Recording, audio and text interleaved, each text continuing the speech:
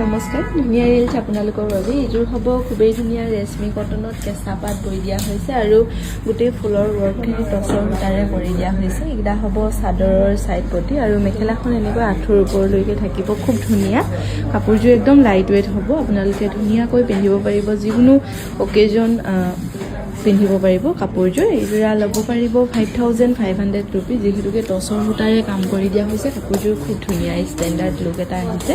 এইযোৰো খুবেই ধুনীয়া এইযোৰ হ'ব বটল গ্ৰীণ কালাৰত আৰু গছ বুটাৰ ডিজাইন কৰি টচৰ সূতাৰে বুটাবোৰ কৰি দিয়া হৈছে এখন থাকিব মেখেলাখন গোটেই কাপোৰযোৰ এনেকুৱা হ'ব এইযোৰা ল'ব পাৰিব 5500 ৰুপিজ এইযোৰো খুব ধুনীয়া ব্লু কালাৰত হ'ব এনেকৈ গছ বুটাৰ ডিজাইন কৰি বনাই দিয়া হৈছে আৰু গোটেই ৱৰ্কখিনি টচৰ সূতাৰে কৰি দিয়া হৈছে এটা হ'ব চাদৰৰ ছাইড পটি আৰু এখন থাকিব মেখেলাখন এইযোৰ ল'ব পাৰিব 5500 ৰুপিজ লগতে ৰেডি টু ৱেৰ থাকিব ধুনীয়াকৈ এইযোৰো খুবেই ধুনীয়া এইযোৰ কালাৰটো ব্লেকত হ'ব কিংখাব আৰু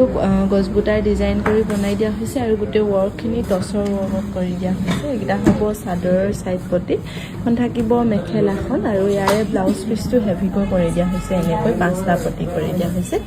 এইযোৰ ল'ব পাৰিব 5500 ৰুপিজ লগতে ৰেডি টু ৱেৰ থাকিব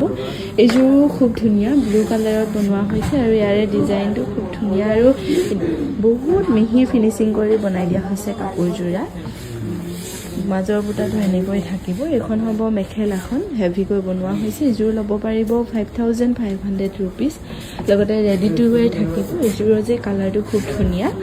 এইযোৰো টচৰ ৱৰ্কতে কৰি বনাই দিয়া হৈছে ধুনীয়াকৈ আৰু চাদৰখনৰ মাজৰখিনি সৰু সৰু বুটা কৰি দিয়া হৈছে এখন থাকিব মেখেলাখন এইযোৰ ল'ব পাৰিব 5500 ৰুপিজ কালাৰৰ সৈতে খুব ধুনীয়া কাপোৰযোৰ এইযোৰো খুবেই ধুনীয়া ৰেশমি কটনত কটন কেঁচা পাতৰ হ'ব এৰি আৰু ঘিচাৰে ৱৰ্ক কৰি বনাই দিয়া হৈছে ধুনীয়াকৈ এনেকৈ ৰয়েল কালাৰত এইখন থাকিব মেখেলাখন এটা হ'ব চাদৰৰ ছাইড পটি এইযোৰো ল'ব পাৰিব 4850 ৰুপিজ লগতে ৰেডি টু ৱেৰ থাকিব